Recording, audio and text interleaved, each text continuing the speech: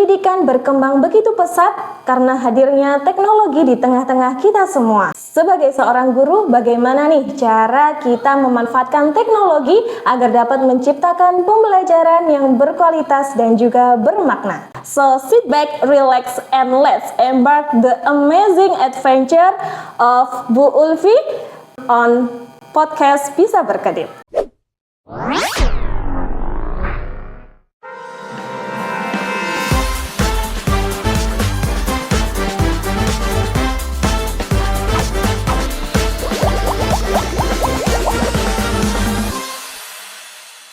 Assalamualaikum warahmatullahi wabarakatuh. Selamat datang di podcast kesayangan kita, yaitu podcast Bisa Berkedip.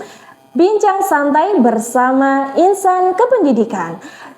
Seperti kita tahu bahwasanya di fenomena sekarang pendidikan berkembang begitu pesat karena hadirnya teknologi di tengah-tengah kita semua. Nah, sebagai seorang guru, bagaimana nih cara kita memanfaatkan teknologi agar dapat menciptakan pembelajaran yang berkualitas dan juga bermakna? Nah, di sebelah saya ada bintang tamu spesial nih yang juga seorang sahabat teknologi Provinsi Jawa Timur. BTW congrats ya. Oke. Oh iya, sebenarnya ini sudah tidak asing lagi bintang tamunya karena biasanya di podcast Bisa Berkedip sering menjadi host gitu ya. Dan sekarang pindah jadi narasumber.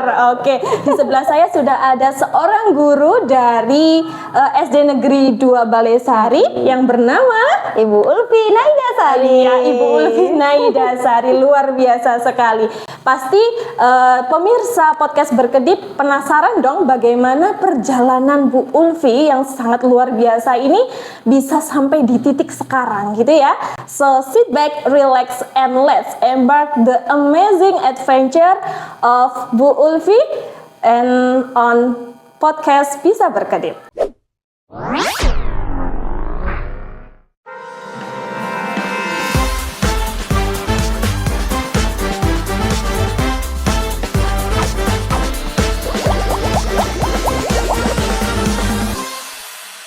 Oke, selamat siang Bu Ulfi.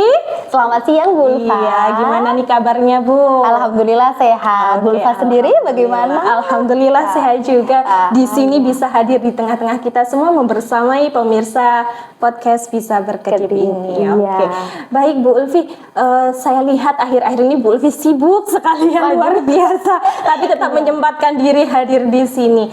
Oke, sebelumnya boleh dong Bu kenalan dulu nih sebenarnya program yang diikuti Bu Ulfi ini kan program pembatik ya. Iya, mungkin bisa lebih kenal lebih dalam apa sih program pembatik itu. Pasti pemirsa juga penasaran itu apa gitu ya. Iya, jadi saya ini mengikuti sebuah program yang namanya adalah pembatik, pembelajaran berbasis TIK. Nah, pembatik ini merupakan sebuah pelatihan yang dilakukan oleh BLPT atau Balai Layanan Platform Teknologi dari Kemendikbudristek guna untuk meningkatkan kompetensi seorang guru dalam pemanfaatan teknologi di dalam pembelajaran seperti itu. Jadi di pelatihan pembatik ini ada beberapa level nih Bu Ulfa. Nah, ada level 1, level 2, level 3 sampai di level 4. Nah, di level 1 itu adalah literasi. Jadi kita di sana diajarkan tentang teori-teori bagaimana digitalisasi pembelajaran. Kemudian yang kedua itu kita belajar tentang implementasi. Nah, bagaimana sih mengimplementasikan teknologi ini di dalam pembelajaran. Nah, tugas di level 2 ini kita membuat sebuah video pembelajaran dengan memanfaatkan teknologi. Nah, kemudian naik lagi levelnya ke level 3 yang namanya adalah kreasi. Jadi, kita mengkreasikan media pembelajaran yang bisa dimanfaatkan untuk anak-anak supaya dalam pembelajaran nanti bisa menimbulkan pembelajaran bermakna. Dan puncaknya itu ada di level 4. Di level 4 ini adalah proses berbagi dan berkolaborasi. Jadi ketika kita sudah mengimplementasikan dan mengimplementasikan media pembelajaran, kita bagikan nih praktik baik kita kita kepada para guru supaya bisa memberikan manfaat dan dampak yang lebih luas. Seperti itu programnya Bu Keren Ulfa. sekali ternyata programnya ya Bu Iya. Ulfi ya. Tadi ada berbagai macam level dari 1 sampai 4, kemudian Iya. puncaknya sekarang Bu Ulfi bisa berpartisipasi membawa nama baik Kecamatan Ngajum juga loh Iya. ya, menjadi sahabat teknologi Teknologi Provinsi Jawa Timur. Oke, kembali lagi nih Bu Ulfi, tadi kan sudah dijabarkan ya perjalanannya dari level ke level. Mungkin sebelum Bu Ulfi mengikuti pembatik itu motivasinya apa sih? Kenapa kok memilih untuk mengikuti program pembatik ini? Iya, awalnya saya itu mengikuti pembatik ini sudah 2 tahun ini ya, Oh, iya. Ulfa. Oh, ketagihan. Iya, ketagihan, masih penasaran gitu. Jadi awalnya dulu itu pertama dapat email di akun Belajar ID Iya. untuk mengikuti pembatik di 2023. Kemudian saya ikutilah. Ternyata ilmu yang didapat itu bermanfaat sekali dan bisa mengasah kemampuan saya dalam memanfaatkan teknologi di pembelajaran. Iya. Alhamdulillah kemarin itu di pembatik 2023 2023 bisa sampai di top 5 atau 5 besar Provinsi Jawa alhamdulillah, Timur. keren Seperti sekali. itu. Iya, Bu Ulfa.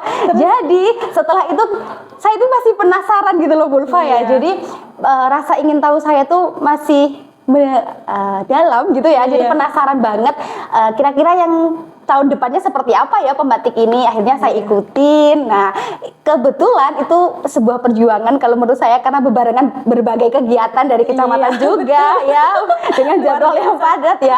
Jadi harus benar-benar bisa mengatur waktunya. Jadi dari level 1, level 2, level 3 dan tentunya sampai di level 4 ini tidaklah mudah, Bu Ulfa. Jadi setiap levelnya tuh ada tugasnya ya Iya. kan, ada tugasnya sendiri.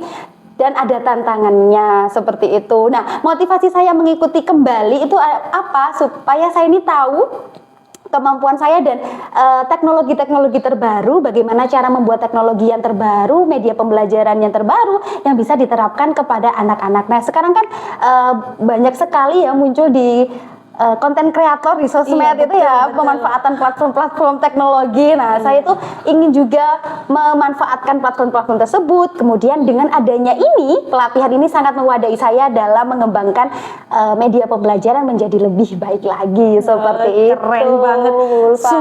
Sungguh membanggakan gitu ya Wah, punya iya. seorang guru di kecamatan ini yang saya aja terkesima gitu. Apalagi belum acara di kecamatan, acara di kabupaten, kemudian juga PBG juga ya. Iya, Luar kebarengan biasa PBG. membagi waktunya itu loh. Iya. Iya, Mungkin betul. bisa bagi tips nanti kapan-kapan ya gimana caranya. Oh iya, manajemen waktunya itu ya, Ulfa. Oke, Siap-siap. baik. Jadi Bu Ulfi tadi menjelaskan kalau tidak hanya puas pada sudah lolos di level 4 ya kemarin Iya. ya 2023 bahkan masuk Iya. 5 besar Jawa Timur di Pembatik 2023 tapi masih mencoba lagi. Karena kenapa ya? Memang teknologi kan berkembang terus. Nanti kalau stagnan hanya berhenti di 2023 ya sudah gitu kan. Iya. Kalau mumpung ada kesempatan di 2024 ya udah wes ikuti Ikut aja lagi. gitu. Iya, Luar betul. biasa. Baik Bu Ulfi, ini kalau tadi kan Bu Ulfi menjelaskan sudah sampai di level 4 gitu ya. Nah, di level 4 ini kira-kira program apa nih yang Bu Ulfi kembangkan? Yang sekiranya kemarin sudah dibagikan praktik baiknya gitu. Iya. Jadi di level 4 ini saya melakukan sebuah program berbagi dan berkolaborasi. Nah, sehingga saya berbaginya itu tentang praktik baik implementasi media pembelajaran yang saya kembangkan di level 3, namanya media pembelajaran MPI itu ya, Bu Ulfa. Kemudian saya implementasikan kepada anak-anak dan saya bagikan hasilnya seperti apa itu ke para guru-guru, baik saya bagikan di sekolah saya, kemudian di kecamatan juga secara webinar dari mana? Dari ini kolaborasi kita bisa jadi saya berkolaborasi dengan sahabat Nusantara dari Indonesia Timur, Tengah sama Barat. Wah, lengkap sekali tuh. Wah, itu pengalaman yang luar biasa, bisa mengenal orang-orang di sana. Nah, Artis guys. iya.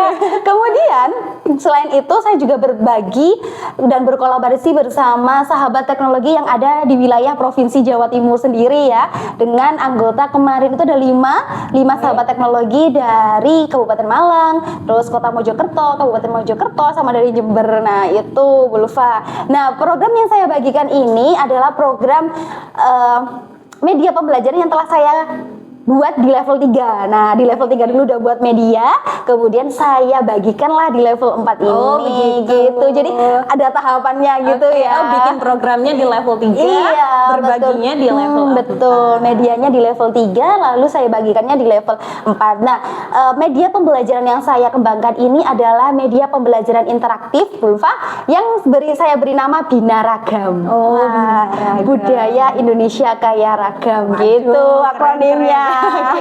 Oke. Nah, jadi di media ini itu digunakan untuk siswa kelas 4 fase B mata pelajaran pendidikan Pancasila, terutama di kurikulum Merdeka seperti itu. Nah, di media ini saya menggunakan sebuah tokoh. Wah, tokohnya namanya Sinta. Oh, Sinta. Iya, Sinta. Bukan Rama dan Sinta. Oh, bukan. Iya, Sinta, Bapak. Jadi Sinta ini adalah kepanjang, ada akronim. ada akronimnya iya, lagi. akronimnya. Jadi Sinta ini adalah siswa cinta Indonesia. Oke, gitu. luar biasa. Iya. Karakternya ini dilambangkan atau digambarkan gitu ya, digambarkan adalah sosok perempuan yang ceria, anak siswa yang ceria, kemudian menggunakan pakaian batik yang ingin menjelajahi Indonesia seperti itu. Nah, tentunya saya dalam pembuatan media ini tuh tidak serta-merta langsung jadi gitu ya. Iya. Jadi saya pasti menggunakan platform teknologi tentunya. Ada beberapa platform yang saya gunakan. Yang pertama adalah Canva. Nah, di sini pasti Bapak Ibu semuanya tidak asing dengan Canva ya. Apalagi Bapak Ibu guru pasti selalu menggunakan Canva. Sering. Iya, Canva ini seperti primadonanya Iya, betul. gitu ya. Apapun sekarang bisa cepat menggunakan Canva. Iya. Nah, di Canva saya ini menggunakan desainnya. Desain sama pemilihan aset atau elemen-elemen yang nanti akan dikembangkan di MPI itu. Nah, kemudian selain Canva saya memanfaatkan AI, asisten idaman, artificial intelligence gitu ya. Jadi asistennya saya delegasikan kepada Leonardo AI gitu namanya. Bukan Iya. Leonardo DiCaprio. Oh, bukan. Karena AI tadi ya. Keren banget gitu Iya. namanya kan. Keren ya punya asisten Leonardo DiCaprio. Iya. Oke, lanjut aja. Iya, oke.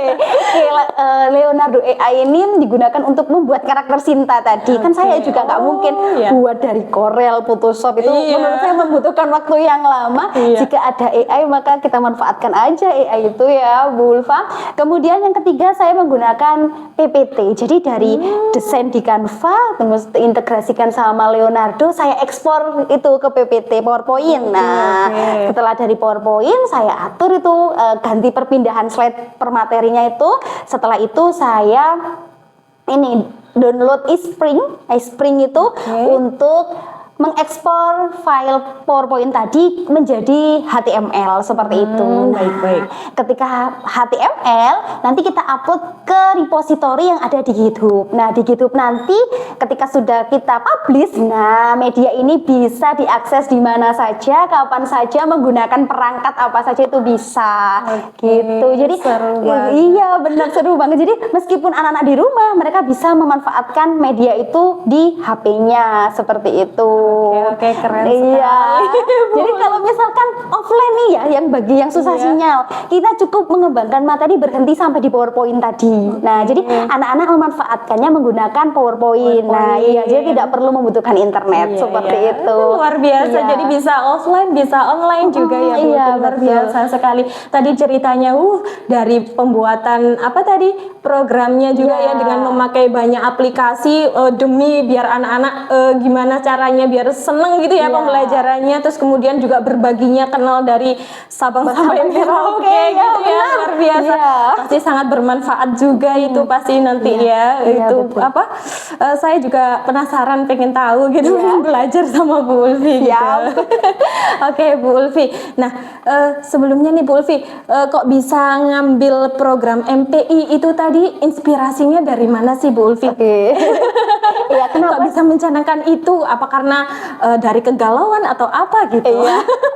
Oke, kemarin itu di tugas pembatik level 3 itu ada beberapa pilihan media pembelajaran. Ada yang bisa membuat video pembelajaran, kemudian audio pembelajaran, bikin MPI, media pembelajaran interaktif, ataupun game interaktifnya gitu. Jadi saya memilih media interaktif. Kalau menurut saya ini adalah sebuah media yang sangat bermanfaat. Saya tidak memungkiri kalau semua media ini tidak bermanfaat, tidak. Semuanya bermanfaat, tapi kecenderungan hati ya. Hatinya itu memilih dia gitu ya. Lebih senangnya ke MPI. Jadinya oke lah, saya mau mencoba membuat MPI seperti itu. Nah, pembuatan MPI ini saya tujukan karena nanti ada produknya gitu ya, ada wujudnya. Nanti anak-anak itu bisa bermain media ini dengan menggunakan langsung. Jadi akan memancing semangat siswa dan motivasi siswa sehingga mereka bisa memanfaatkan media pembelajaran ini dengan didesain yang sangat menarik. Nah, dengan bisa bermain dengan mengklik tools-tools yang ada di sana, kayak main game gitu ya jadinya. Iya, benar, kayak main game, otomatis akan memberikan dampak yang sangat luar biasa bagi siswa itu sendiri. Luar biasa. Pasti Iya, jadi bukan hanya gurunya saja yang mendapatkan manfaat dari pelatihan ini, harapannya siswa juga mendapatkan manfaatnya seperti itu. Pasti siswanya juga nggak kerasa kalau belajar, rasanya bermain gitu ya. Iya, benar sekali. Bahkan itu saya melakukan implementasi di jam pulang kan ya. Iya. Kemudian di jam pulang itu lebih waktunya itu kalau nggak salah 15 menit itu lebih jam pelajaran. Lebih jam pelajaran. Anak-anak itu sebenarnya nggak mau pulang gitu, masih pengen main ya. Iya, benar. Apalagi kalau mengerjakan soal evaluasi.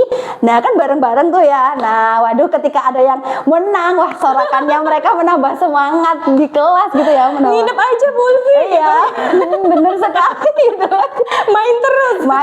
Nah, iya bener. Apalagi kan usia SD pasti identik dengan bermain ya Bu Ulfa ya gitu. It's okay, asalkan positif ya. Kan tadi kan gamenya positif untuk menanggulangi anak-anak main game-game yang ada kekerasan dan lain-lain itu yang malah justru berbahaya gitu. Berarti kan ternyata teknologi ini tidak membawa dampak buruk ya kalau misalkan kita bisa mengemasnya dengan hal-hal yang positif, misalnya membuat media pembelajaran dengan teknologi dan bisa diintegrasikan dengan HP yang paling dekat dengan anak-anak gitu. Oke, baik. Oke, Bu Ulfi, tadi kan menjelaskan bagaimana MPI yang sangat seru tadi, yang apa tadi judulnya Binaragam. Ya, Binaragam, yang tokohnya Sinta tadi ya. Oke. Nah, itu prosesnya bagaimana dalam pembelajaran untuk pemanfaatan MPI Binaragam tadi? Oke. Jadi saya itu dalam pemanfaatan MPI yang pertama kan ini adalah pertama kalinya anak-anak saya belajarkan dengan menggunakan MPI ya. Di sini saya menggunakan laptop. Jadi karena di saya ini terkadang itu sinyalnya ya susah ya. Jadi hanya dari wifi sekolah. Kemudian anak-anak ini nggak semuanya memiliki fasilitas HP juga ya kan, sehingga saya memutuskan untuk menggunakan laptop di sini. Nah, di sini saya jelaskan terlebih dahulu bagaimana cara menggunakan MPI melalui layar LCD itu. Jadi anak-anak saya pandu terlebih dahulu caranya seperti apa. Setelah itu anak-anak saya beri kesempatan mencoba di laptopnya masing-masing untuk bermain dan belajar bersama terkait media pembelajaran itu tadi. Nah, menggunakan media Binaragam ini anak-anak mengeksplor materinya apa. Kemudian di sana kan materinya ada, saya mengangkat agama, kemudian suku, tari, rumah adat, tarian adat, sama cara menghargai keberagaman seperti itu. Jadi mereka tinggal klik-klik gitu materinya. Nah, di sana juga ada video pembelajarannya. Jadi anak-anak nggak cuma baca doang gitu. Jadi ada videonya. Nah, di akhirnya itu anak-anak ada soal evaluasi. Nah, soal evaluasi ini dikerjakan bersama-sama di laptopnya masing-masing supaya nambah serunya itu tadi ya.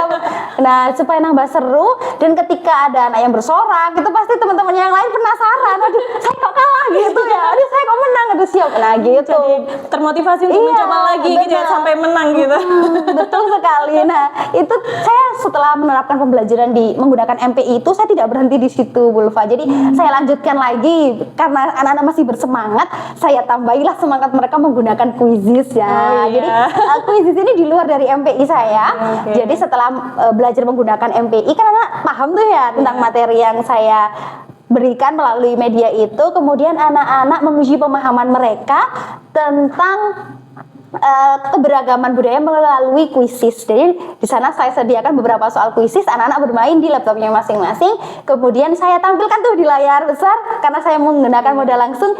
Kan ada gambarnya. Nah, di gambarnya itu mereka akan cepet-cepetan. Nah, aduh, siapa nih yang duluan sampai di garis finish? Nah, gitu, Ulfa. Jadi anak-anak pasti akan bersemangat kayak ayo cepet gitu. Tapi cepet-cepetnya ya harus benar gitu kan ya. Kalau misalnya nggak benar ya nggak sampai. Nggak asal cepet. Iya benar. Nah itu disitulah keseruan dari proses pembelajaran ini. Nah di akhir pembelajarannya saya melakukan sebuah refleksi. Nah refleksinya saya dapatkan dari platform Mentimeter. Nah, ya, jadi itu berdiri sendiri juga. Iya, berdiri sendiri. Jadi habis kuisis, tadi urutannya berarti MPI, kuisis, Mentimeter. Iya. Di Mentimeter ini saya menanyakan kepada anak-anak bagaimana sih perasaan mereka setelah belajar bersama saya.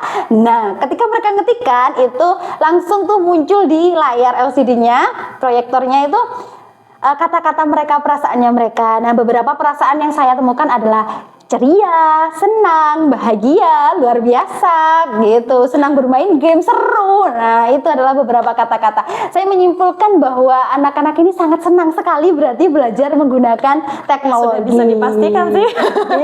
Iya, senang semua ya. Iya, Bulfa. Aduh, saya ini sedih deh, Bu. Kenapa kok nggak dari dulu gurunya saya Bu Ulfi aja? Oh ya. Iya, pasti saya semangat dulu. Semangat terus. Buka pintu mesin waktu ya. Oh iya, pakai itu mesin waktunya Doraemon aja ya, Ulfa. By the way, nama kita kok mirip ya, Bu? Oh iya. Ulfa Ulfi kan? Iya, Ulfa Ulfi. Upin Upin. Atau kita bikin podcast sendiri aja ya? Oh iya. Podcast with Ulfa and Ulfi. Oke, siap Ulfa. Kita agendakan ya, Bu. Oke, kembali ke laptop. Jadi keluar. Oke, baik. Tadi Bu Ulfi menjelaskan bahwasannya MPI prosesnya pembelajaran di kelas seru banget gitu ya. Jadi anak-anak jiwa kompetensinya muncul, mereka seperti main game. Bahkan di MPI-nya itu sudah include dari materi, ada video, kemudian juga ada soal evaluasinya juga gitu. Terinclude dalam satu program itu dan bisa digunakan daring maupun luring gitu. Luar biasa sekali. Aplaus sih buat Bu Ulfi. Terima kasih. Oke, baik, tadi kan sudah bicara prosesnya gitu ya yang luar biasa. Terus untuk hasilnya nih Bu Ulfi, untuk hasil dari pembelajaran digitalisasi menggunakan MPI itu tadi. Nah, untuk hasilnya menurut Bu Ulfi bagaimana? Mungkin bisa buat skalanya nih, skala mungkin dari angka berapa naik ke berapa gitu. Dari anak-anaknya, dari motivasi anak-anaknya ataupun dari hasil belajarnya dan lain-lain begitu. Hasil yang saya peroleh dari penerapan media pembelajaran ini yang pertama adalah tentunya semangatnya anak-anak ya meningkat. Biasanya tuh kalau misalkan kita mengajar dengan metode ceramah nih ya, anak-anak pasti ngantuk. Betul. Ya kan ya ngantuk terus bosen, kalau nggak gitu malah ngobrol sama teman sebangkunya. Ada yang gambar sendiri, wah itu.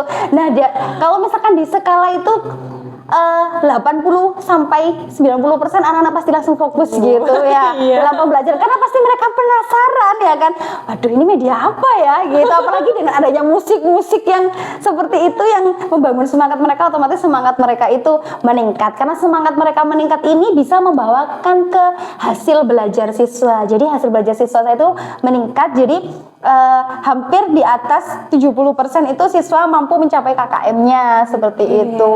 Luar biasa. Nah, selain itu anak-anak akan termotivasi ya Bulfa, termotivasi dalam belajar karena dengan semangatnya itu tadi anak-anak mudah memahami materinya itu.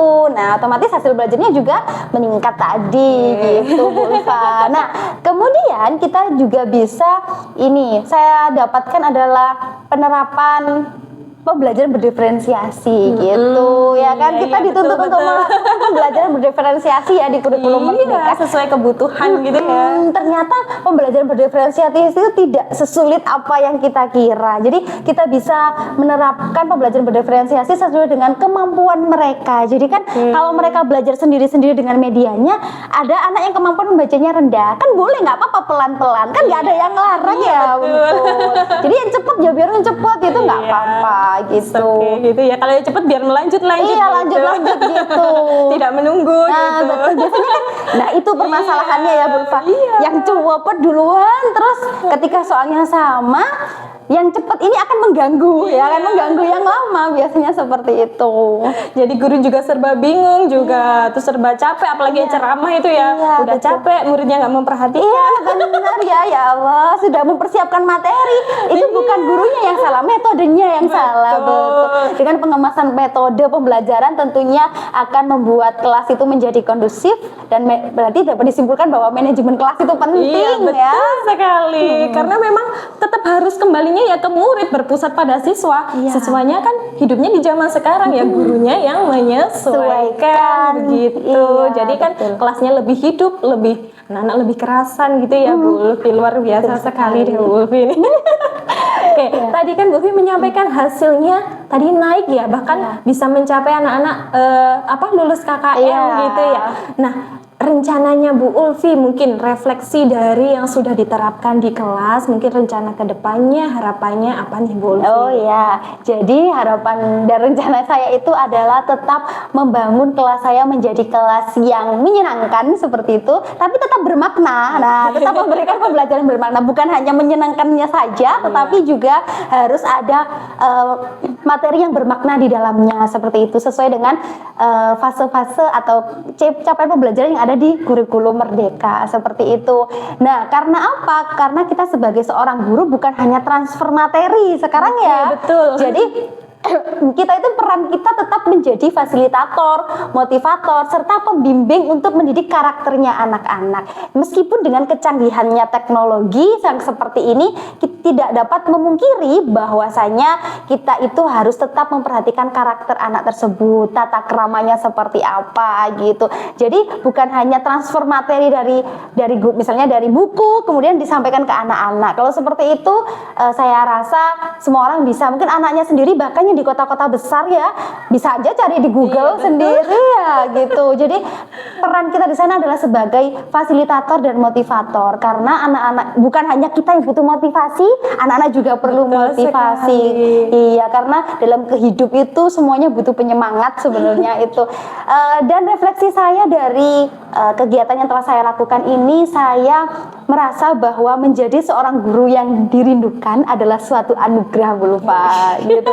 Jadi ketika kita itu menjadi seorang guru yang dirindukan, nggak datang itu aku dicari-cari nih sama Bu Ulfi kemana ya gitu. Tapi ketika kita sudah masuk ke sekolah, wah semuanya pada berdatangan, saling peluk dan lain sebagainya ya, kangen mungkin ya.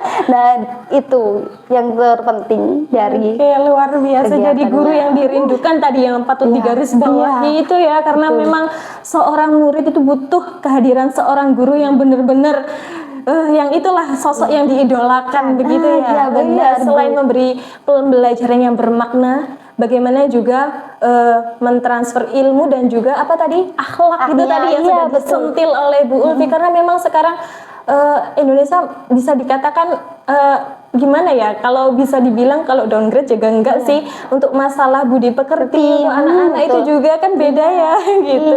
Mungkin kalau masalah pinter teknologi dan lain mungkin iya, tapi untuk masalah akhlak itu juga perlu perhatian khusus gitu. Dan caranya ya dengan seperti Bu Ulfi tadi, menjadi idola yang ini tadi ya yang dirindukan begitu ya. Kalau idolanya selalu berbuat positif, pasti kan murid-muridnya kan juga ikut-ikut kan jadi follower idolanya gitu. Betul sekali Bulfa. Jadi tentang akhlak tadi ya Bulfa, saya kaitkan sama teknologi. Nah di zaman sekarang ini ketika kita melihat sosial media, di sana pasti banyak sekali komentar-komentar ya anak-anak, bahkan anak-anak SD yang tidak layak seharusnya diberikan komentar di Instagram, di TikTok seperti itu. Jadi selain kita mengajarkan menggunakan media teknologi, ternyata kita juga perlu menanamkan etika berteknologi. Nah, etika bersosial media kepada anak-anak itu menjaga perkataan dan sikapnya itu. Mungkin kalau di desa gitu ya, kan kalau misalkan di daerah saya masih di desa ya, itu tidak terlalu yang bagaimana. Tapi ketika di kota yang mereka sudah terbiasa menggunakan teknologi, terbiasa berkomentar di itu komen-komennya. Nah, kita sebagai guru wajib mengingatkan. Nah, betul, seperti betul. itu ya, membimbing. Memang benar mereka di rumah itu pengawasannya orang tua ya, pendidikan di lingkungan keluarga itu baik, tetapi kita sebagai guru juga harus memotivasi dan memfasilitasi anak-anak dengan memberikan pengarahan tentang etika berteknologi seperti Oke, itu. luar biasa sekali. Iya, nggak cuma komentar itu juga Bu Ulfi yang ini biasanya etika ngechat WhatsApp itu Biasanya ngechat gurunya PP. ya kan? Itu kan sebenarnya mereka harus ya ini dibimbing, Iya, dibina gitu kan. betul. Bagaimana etika, betul sekali kata Bu Ulfi tadi, etika berteknologi juga sangat penting gitu ya. Iya. Jadi tidak hanya teknologi yang fokus ke situ, Iya. tapi juga bagaimana cara menggunakan teknologi yang bijak begitu Betul. ya, Ya, Bu yang Ulfi. bijak ya, sebenarnya bijak betul, Bulfa. Oke. Baik, tadi sudah ngobrol dengan Bu Ulfi yang luar biasa ya, tadi menginspirasi, guru inspirasi kita gitu ya, dari awal bagaimana kenal program pembatik, mengikutinya, terus sampai memberikan praktik baiknya, bahkan sampai kenalannya di mana-mana gitu. Oke, luar biasa sekali. Mungkin gongnya nih, closing statement yang gongnya dari Bu Ulfi ini mungkin yang bisa menginspirasi pemirsa bisa berkedip mungkin. Mungkin kalimat Iya. gongnya ini mungkin. Oke, closing statementnya adalah seorang guru yang adaptif adalah seorang guru yang mampu terus berkembang untuk memberikan manfaat kepada siswa-siswanya gitu. Oke. Jadi harus terus belajar gitu. Oke, berarti kita harus terus adaptif gitu Iya, ya, betul, harus beradaptasi selalu dengan dan tempat dan waktu juga. betul begitu. sekali. Luar biasa. Terima kasih banyak Bu Ulfi Sama-sama. sudah hadir di podcast Bisa Berkedip ini, sangat luar biasa dan sangat menginspirasi. Semoga semua pemirsa pembatik, apalagi Bapak dan Ibu guru juga bisa mengikuti nih jejak langkahnya Bu Ulfi. Luar biasa sekali tadi perjalanannya begitu ya. Siapa tahu nanti penerusnya Bu Ulfi ini dari pemirsa, salah satu pemirsa ini kan bisa aja salah satu, salah dua mungkin iya. Siapa tahu pahlawan berikutnya begitu ya. Jadi jangan jangan stuck di sini aja, tapi terus berkembang, bagaimana kita beradaptif tadi ya. Iya, jadi guru yang adaptif dari perkembangan zaman itu juga, dan jangan juga melupakan akhlak dan Iya, budi pekerti itu tadi. Begitulah tadi bincang santai kita bersama guru inspiratif yang sangat luar biasa bersama Bu Ulfi. Semoga apa yang kita dapatkan di obrolan kali ini bisa bermanfaat juga untuk saya. Nanti jangan lupa ya ini tips-tipsnya juga. Siap, Bu Fa. Nanti setelah ini aja. Iya. Oke, baik. Nah, semoga bermanfaat, dan juga kalimat penutup dari saya, education is the most powerful weapon which you can change the world. Oke, saya Masruratul Ulfa dan narasumber kita yang luar biasa, Ulfi Naida Sari. semoga bermanfaat. Assalamualaikum warahmatullahi wabarakatuh. Tetap berkarya, tetap melek, dan jangan lupa berkedip.